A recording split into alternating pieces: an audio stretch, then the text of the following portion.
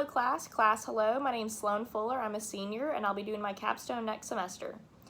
So my topic for this capstone, or at least for this start of it, is the communication and persuasion of labor union organizers and how we're trying to defeat these structural barriers to continue to give the opportunity and the resources to the people who do want to join the unions and have the help that they need.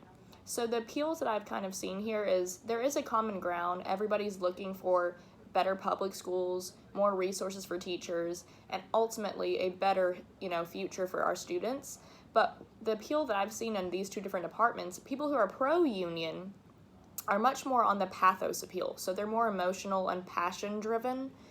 They're looking to say, hey, these people deserve the right to be treated. They deserve a pay raise. They deserve health care.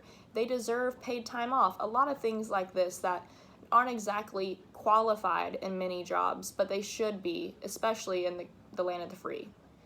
And then the people who are against unions, that's more of a logos appeal. So they're looking more at the statistics and the facts and the reasoning of how you don't really need it. It's a choice.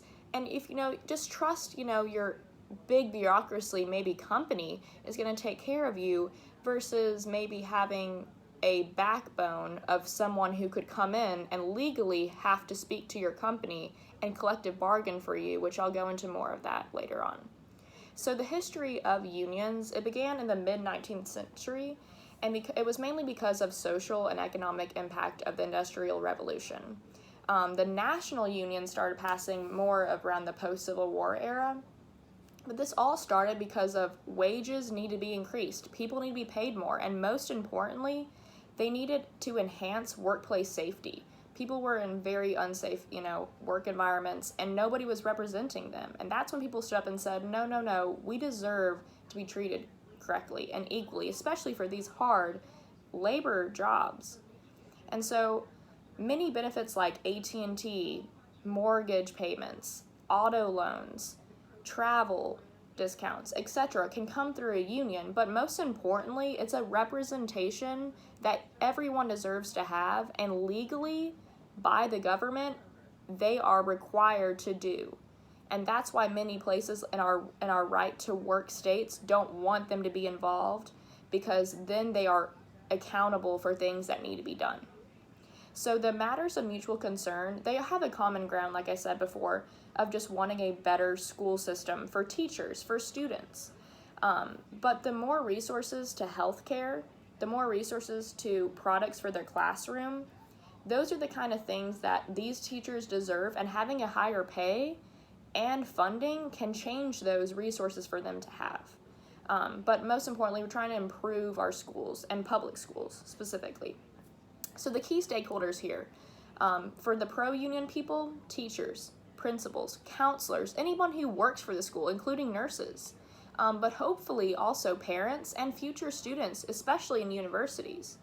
You want people to be involved. You want them to be taken care of, because a better school, a better teacher is a happier student. People who are anti-union, those stakeholders are people who are more in the right to vote states, the at-will states. The non-labor union workers don't really understand it, and it's mainly anti-government citizens who don't want the government involved with who says what and is told what to do. But the real differences that we see here, people who are pro-union, they are for helping minorities, helping women, helping transgender, pretty much anyone that's different that deserves to be equally paid, equally treated, and have the exact same resources as any other person. That's why they want a union. But, it allows people to have a representation that can back them up if need be, and especially later on if it needs to go to a legal standpoint. This is an option that people might not have. But people who are anti-union believe that the right to work vote is what prohibits union security versus between companies and labor unions. So what I'm trying to say is this is requiring you to pay to be a part of a union.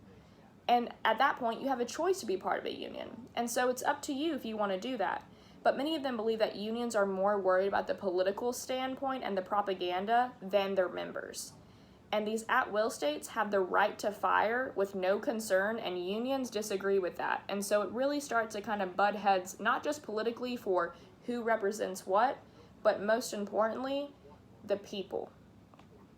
So tell me what you think on my topic, and please don't be afraid. This is something I'll be writing a very long paper about next semester, so thank you for your time.